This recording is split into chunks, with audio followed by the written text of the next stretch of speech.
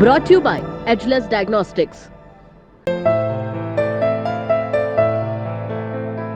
Agilus Diagnostics. तारीख 14 नवंबर 2023। Air China का एक विमान अमेरिका के सैन फ्रांसिस्को एयरपोर्ट पर उतरा।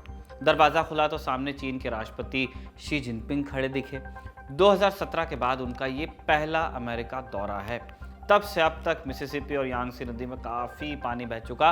तब डोनाल्ड ट्रंप अमेरिका के राष्ट्रपति हुआ करते थे, अब जो बाइडेन हैं। चीन में जिनपिंग बरकरार हैं। इसी बरस मार्च में उन्हें तीसरा कार्यकाल मिल गया और जैसे जैसे चीन की सत्ता पर उनकी पकड़ मजबूत होती गई, अमेरिका के साथ तनाव बढ़ता ही रहा। किन मुद्दों पर? कोरोना महामारी, साउथ चाइना सी, ताइवान, ऑकस डील, रूस यूक्रेन का युद्ध, इजराइल हमास जंग आदि इत्यादि। दोनों देश एक दूसरे के खिलाफ सेना उतारने की धमकी तक दे चुके हैं। इसी वजह से उनके शीर्ष नेताओं की मीटिंग की अहमियत बढ़ जाती है। तो हम आज जानेंगे बाइडेन जिनपिंग मिलने को राजी कैसे हो गए, क्यों हुए, उनकी मीटिंग से दुनिया में क्या बदल सकता है और इजराइल हमास जंग में अब तक क्या हुआ। नमस्ते, मेरा नाम निखिल है और आप देखना शुरू कर चुके हैं दी ललन टॉप का अंतर्राष्ट्रीय प्रसंगों से जुड़ा रोजाना का कार्यक्रम दुनियादारी। आज कहानी जिनपिंग के अमेरिका दौरे की। अमेरिका और चीन दुनिया की दो सबसे बड़ी अर्थव्यवस्था वाले देश हैं। कोल्ड वॉर के बाद अमेरिका इकलौती महाशक्ति के तौर पर बचा था। हालिया दौर में चीन सबसे बड़ी चुनौती बनकर उभरा है और भी कई क्षेत्रों में दोनों देशों के हित एक दूसरे से नत्थी हैं। इसलिए तमाम मनमुटावों और तकरारों के बाद भी उन्हें बातचीत की मेज पर लौटना ही पड़ता है। शी जिनपिंग पिछली दफा अप्रैल 2017 में यूएस पहुंचे थे। तत्कालीन राष्ट्रपति डोनाल्ड ट्रंप उन्हें अपने निजी आवास पर ले गए। उस टाइम चीन की अर्थव्यवस्था बढ़िया स्थिति में थी। बेरोजगारी दर जो उनकी थी बरसों में सबसे कम थी। जिनपिंग कहा करते थे कि पूरी दुनिया को हमें फॉलो करना चाहिए। चीन एक एग्जाम्पल सेट कर रहा है। ट्रंप और जिनपिंग जिस गर्मजोशी से तब मिले, माना गया कि अब रिश्ते बेहतर होंगे दोनों मुल्कों में, मगर वो हुआ नहीं। ट्रंप ने चीनी सामानों पर टैक्स बढ़ाया ही, ताइवान को दी जाने वाली फौजी मदद में बढ़ोतरी कर दी। फिर जनवरी 2020 में चीन के वुहान से कोरोना महामारी शुरू हो गई और ट्रंप ने कोरोना वायरस को चाइनीज वायरस का नाम दे दिया। चीन पर प्रतिबंध लगाने की मांग कर डाली। फिर जनवरी 2021 में जो बाइडेन राष्ट्रपति बने, उन्होंने ट्रंप की चाइना पॉलिसी को बरकरार रखा। ऐसे में रिश्ते बेहतर होने की गुंजाइश नहीं बन रही थी। फिर नवंबर 2022 आया। इंडोनेशिया के बाली में G20 समिट हुआ और उसमें बाइडेन और जिनपिंग की मुलाकात भी हुई। इससे 2 महीने पहले नैन्सी पेलोसी ने लेकिन ताइवान का दौरा कर लिया था। पेलोसी अमेरिकी संसद के निचले सदन हाउस ऑफ रिप्रेजेंटेटिव्स की स्पीकर थी। अपने यहाँ जैसे लोकसभा है वैसा उनके यहाँ हाउस ऑफ रिप्रेजेंटेटिव्स है। वहाँ की स्पीकर ताइवान चली गई। चीन ताइवान को अपना अभिन्न हिस्सा मानता है। पेलोसी के जाने के बाद चीन ने ताइवान के पास मिलिट्री ड्रिल्स करना शुरू कर दिया। धमकी दी कि अगर दोबारा ऐसा हो गया तो अंजाम बुरा होगा। उस समय दोनों देशों के रिश्ते सबसे निचले स्तर पर पहुंच गए थे। चीन ने कम्युनिकेशन चैनल को भी बंद कर दिया, जिसके जरिए दोनों देशों के टॉप मिलिट्री लीडर्स संपर्क में रहते थे। बाली में बाइडेन और जिनपिंग की मुलाकात 3.5 घंटे तक चली। इसमें किसी बड़े ब्रेक थ्रू की उम्मीद नहीं थी और यही हुआ भी। ताइवान पर दोनों तल्ख रहे। नया मामला था। तब कम्युनिकेशन चालू करने पर कोई समझौता नहीं हो सका। हालांकि यूक्रेन में न्यूक्लियर हथियार के इस्तेमाल और आर्थिक सहयोग पर बातचीत नॉर्मल रही। यह भी तय हुआ कि अमेरिका के विदेश मंत्री एंटनी ब्लिंकन 2023 की शुरुआत में चीन का दौरा करेंगे, मगर ब्लिंकन चीन पहुंचते उससे पहले ही जासूसी गुब्बारे वाला कांड हो गया। फरवरी 2023 में अमेरिका के एयर स्पेस में कुछ गुब्बारे दिखे। गुब्बारा हम कह रहे हैं लेकिन वो बहुत बड़े गुब्बारे थे। अमेरिका ने आरोप लगाया कि चीन ने इन्हें जासूसी करने के लिए भेजा है। चीन बोला कि ये गुब्बारे तो ये मौसम विज्ञान को समझने के लिए, मौसम की टो लेने के लिए है। रास्ता भटक कर अपने आप अमेरिका चले गए। चीन ने भी कहा कि इन गुब्बारों का जासूसी से कोई लेना देना नहीं है, प्रत्यक्ष परोक्ष। लेकिन यूएस माना नहीं। उसने फाइटर जेट भेजकर गुब्बारे उड़वाए। इसके बाद ब्लिंकन ने चीन जाने का फैसला टाला। वो जून में जाके चीन गए। जुलाई में वित्त मंत्री जेनेट येलेन ने चीन का दौरा किया। इन दौरों में बाइडेन जिनपिंग मीटिंग का बेस तैयार हुआ। फिर सितंबर में भारत में G20 लीडर समिट हुआ। ऐन मौके पर जिनपिंग ने आने से मना कर दिया। इस पर बाइडेन ने निराशा जताई, कहा कि जल्द ही मुलाकात होगी। ये मौका अब जाकर आया है, जल्दी मुलाकात होगी वाला। सैन फ्रांसिस्को में Asia Pacific economic cooperation APEC की सालाना बैठक चल रही है। ये 21 देशों का संगठन है। शुरुआत इसकी 1989 में हुई थी। चीन, जापान, रूस, अमेरिका जैसे देश इसका हिस्सा हैं। दुनिया की 40% आबादी एपेक देशों में रहती है, APEC वाला एपेक, और इन्हीं देशों के बीच लगभग 50% व्यापार भी होता है। 2013 में राष्ट्रपति बनने के बाद शी जिनपिंग ने APEC की लगभग हर समिट में हिस्सा लिया है। कोरोना के वक्त वर्चुअली वो शामिल हुए थे। उनका सैन फ्रांसिस्को आना भी तय माना जा रहा था, मगर सबसे ज्यादा फोकस बाइडेन के साथ मीटिंग पर था। ये मीटिंग कैसे तय हुई? दरअसल अक्टूबर 2023 में चीन के विदेश मंत्री वांग यी यूएस पहुंचे। वहां बाइडेन जिनपिंग मीटिंग को सफल बनाने पर सहमति बनी, लेकिन ये कहना नहीं भूले कि रास्ता इतना भी आसान नहीं है। इसके लिए दोनों देशों को मिलकर काम करना चाहिए, बाली में बनी सहमतियों को लागू करना चाहिए और एक दूसरे के आंतरिक मामलों में दखल देने से बचना चाहिए।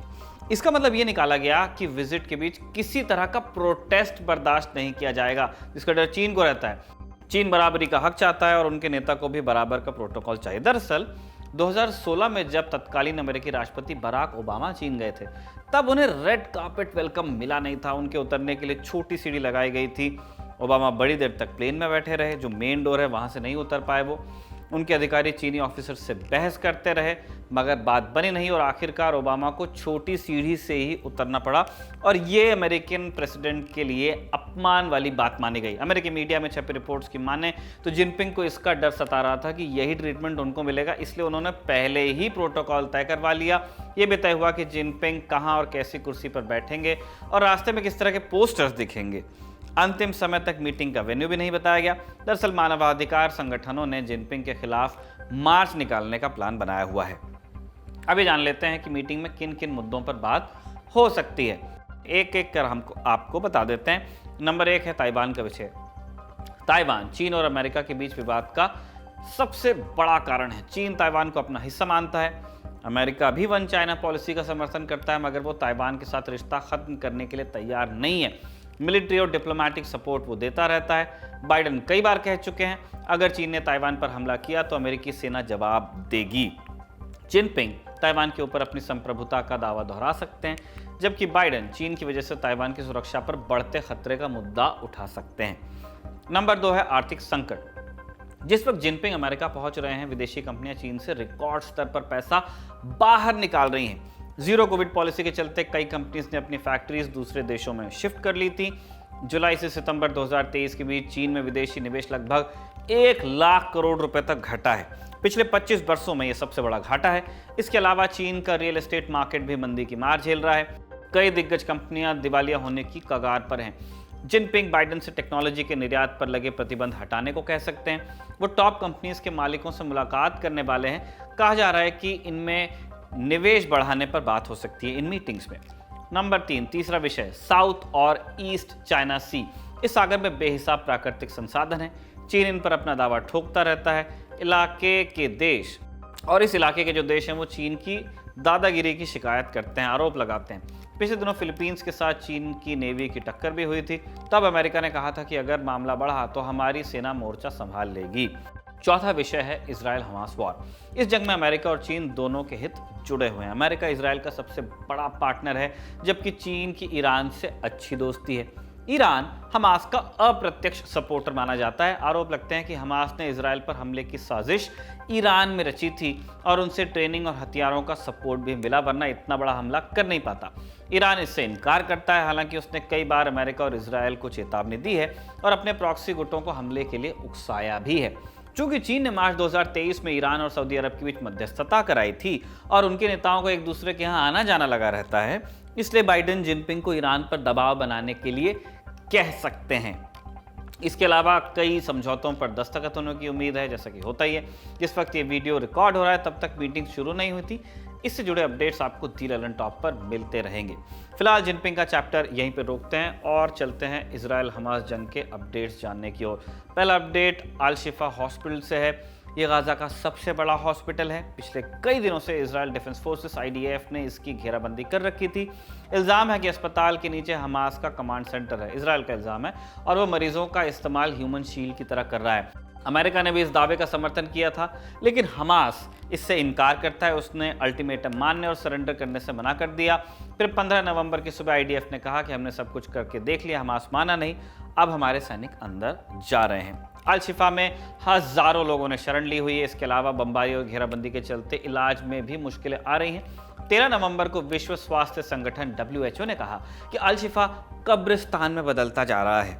मृतकों को सामूहिक कब्रों में दफनाने की रिपोर्ट्स आ रही हैं।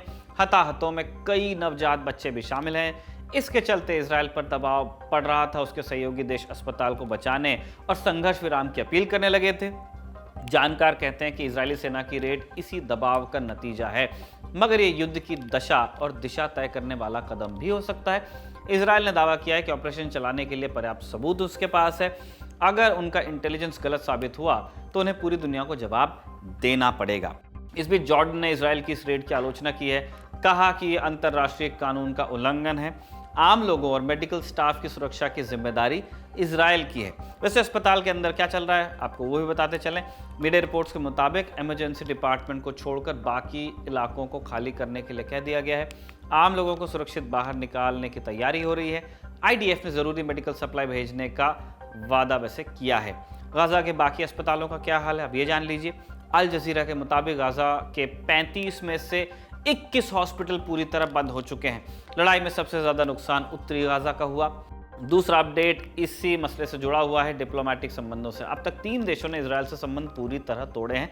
यह है बेलीज, बोलीविया और साउथ अफ्रीका। 7 देशों ने अपने डिप्लोमेट्स को वापस बुलाया। कौन कौन से देश हैं? बहरीन, चाड, चिली, कोलंबिया, होंडुरास, जॉर्डन और तुर्की। जिस तरह आम लोगों का नुकसान बढ़ा है और भी कई देश इस लिस्ट में शामिल हो सकते हैं। तीसरा अपडेट कनाडा के प्रधानमंत्री जस्टिन ट्रूडो से जुड़ा है। 14 नवंबर को ट्रूडो ने कहा कि दुनिया महिलाओं और बच्चों की हत्या को देख रही है, ये जल्द से जल्द रुकना चाहिए। ट्रूडो ने इजरायल को और भी कई नसीहतें दी। अब इस पर इजरायल के प्रधानमंत्री बेंजामिन नेतन्याहू का बयान आया है। सोशल मीडिया प्लेटफॉर्म एक्स पर लिखा उन्होंने, आम लोगों को जलाने वाले, उनका सिर काटने वाले और नरसंहार करने वाले हम नहीं हैं, वो हमास का काम है। अब तक कितना नुकसान हुआ है? इजरायल का दावा है कि हमास के अटैक में 1200 से अधिक लोग मारे गए हैं। इनमें 300 से अधिक सैनिक थे। गाजा में ज़मीनी हमले में जान गंवाने वाले सैनिकों की संख्या 40 को पार कर गई है।